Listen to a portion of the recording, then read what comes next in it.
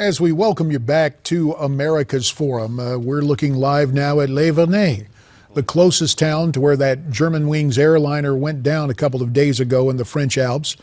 Families are starting to arrive at that scene. The families, since everyone on board perished in the crash.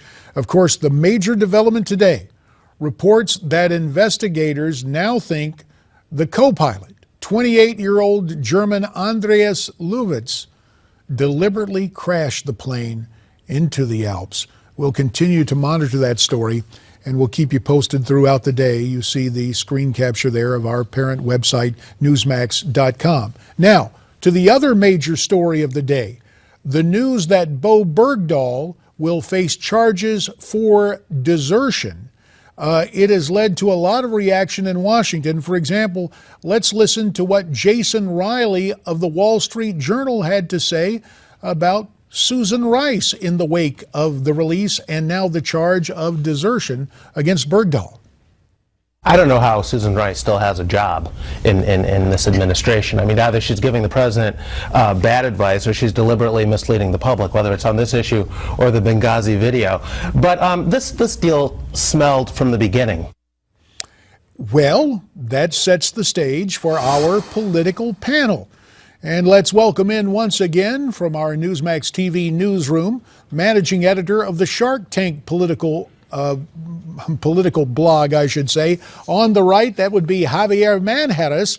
And on the left, for the first time with us today, Democratic strategist David Goodfriend. And so, David Goodfriend, we'll start with you, sir. Susan Rice said Bergdahl served with honor and distinction.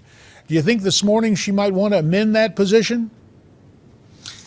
I do, but I also think that it's better for our guys to face trial here in the United States of America, in their home, than to leave them to rot in some enemy jail. Even if the military has to punish somebody, our guys belong here. I think the real question that we all are skirting around is, was it a good idea or not to do a prisoner exchange out of Guantanamo for this particular American? And I think if we had perfect knowledge going in, we might have been able to make a perfect decision. But I support our leaders' decisions to get our guys home and face trial here at home under our law, under U.S. military law, and not in some godforsaken jail in the enemy territory overseas. Well, Javier, we heard earlier this morning from Colonel Derek Harvey, who led the intelligence assessment. They said it was common knowledge that Bergdahl deserted.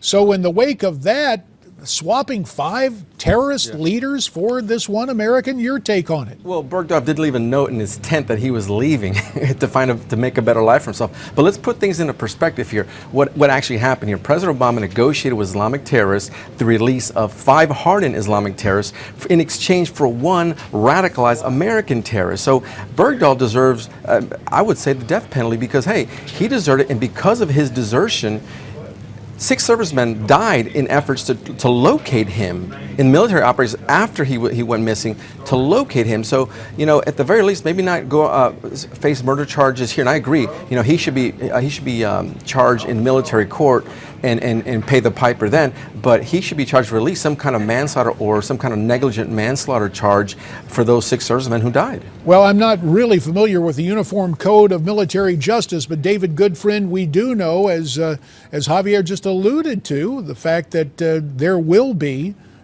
court proceedings against Bo Bergdahl within the confines of the Army. Now, some people have said, and I think Javier mentioned this, that he thinks he should pay the ultimate price. Are you content with the penalty being life imprisonment as the maximum for a guy like Bo Bergdahl? I will not weigh in on what the proper application of the UCMJ is, and I will not weigh in on what I think is a proper punishment. I think the UCMJ, the Court of Military Justice, it's well-established law, and I think that we, as Americans, should leave that in the hands of our military leaders and the JAG Corps to play that out. What I do think is dangerous, though, is for all of us to play this Monday morning quarterbacking game when, in fact, there is an operation of law here, and when, in fact, we ought to be able to say at the outset, as the Israelis do. By the way, I have a lot of admiration for the Israeli government's approach to this. They will trade many, many more Palestinian prisoners for one Israeli army officer or enlisted person, even if there's the possibility of punishment at the other end for the Israeli personnel. That's the right approach. David, we'll have to leave it right there. We'll be right back. We'll have more with our political panel right after we catch our breath and pay some bills. We're coming back on America's Forum. Back now to continue the conversation with our political panel. Skyping in from Washington, D.C., Democrat strategist David Goodfriend on the left, even though he's center screen right here. And on the right, right where he belongs on the screen, is Javier Manjarres from our Newsmax TV newsroom. Now, Javi, right before the break, David was making the case that we should be more like Israel in terms of prisoner swaps, that the Israelis will give up a whole bunch of would-be terrorists if they can get back one Israeli, no matter that Israeli's conduct. Your reaction to what David is saying in view of the Taliban for Bergdahl swap and the desertion charge against Bergdahl? Well, Israel is Israel. They can do whatever they want. You know, I'm sure whatever they want is motivated by what their intelligence, the Mossad, is telling them, and in their country's best interest. That's all I can say about that. Israel is Israel, and we're the United States of America, and we do what we feel is best. Now, what President Obama has shown over the past 6 years has been nothing less than detrimental. His actions have been nothing less than detrimental to the sovereignty of the United States of America. It's been proven. You know, he's embarrassed this country. He has proven that he is not fit to lead when it comes to foreign policy. It's failed. He has had failed foreign policy, and he proves it every single day. Well, David, you got to admit, if not a complete failure, this whole Bergdahl episode and the release of the Taliban has to be thought of as a setback, does it not? I don't know. I think, as I said, I've characterized this as Monday morning quarterbacking. Of course, in hindsight, 2020, we can see a lot of things that we should have, could have, might have wanted to know at the time. But if you're the President of the United States and you get a call and you say, we have a chance to get one of our guys out, his family is sitting there in front of you, his family's calling you, these are Americans who are concerned about their son, I think it would be a foolhardy assumption to say that the President would not try to do everything in his power to try to get our guys home. Now, that having been said, we can talk today about whether it was a fair trade, a good trade, the right trade. That's all fair. That's all fine. But believe me, I've worked in the West Wing of the White House. When you have moments to spare and you're faced with a choice of whether or not to save an American life, you make the decision that you think is best for the people of this country. Now, we can talk some more about whether it's a good idea to shut down Guantanamo, whether those particular trades were worthwhile. I tell you what, David, you've laid out a lot of interesting topics, but let's go to the West Wing and someone who wants to occupy it in the future, like after the next election. Ted Cruz became the first official Republican to announce earlier this week, and then he announced that his family is going to go on Obamacare. He sat down with David Brody of CBN, and the Daily Signal monitored the video and had this to say about the reporting on his, not so much on his presidential announcement, but on his Obamacare announcement. Let's take a listen. You know, the mainstream media loves to play gotcha games. Obamacare, listen, I have zero intention of taking any government subsidy or Obama subsidy. Rather, what I'm going to do is pay in the marketplace for health insurance for my family, just like millions of Americans. Right. So Ted Cruz with his wife on leave of absence, they can't use her insurance. They're following the law and going on Obamacare. David, 45 seconds. What's so bad with that? We'll give you 45 seconds in the last 45 to Javier. Go ahead, David.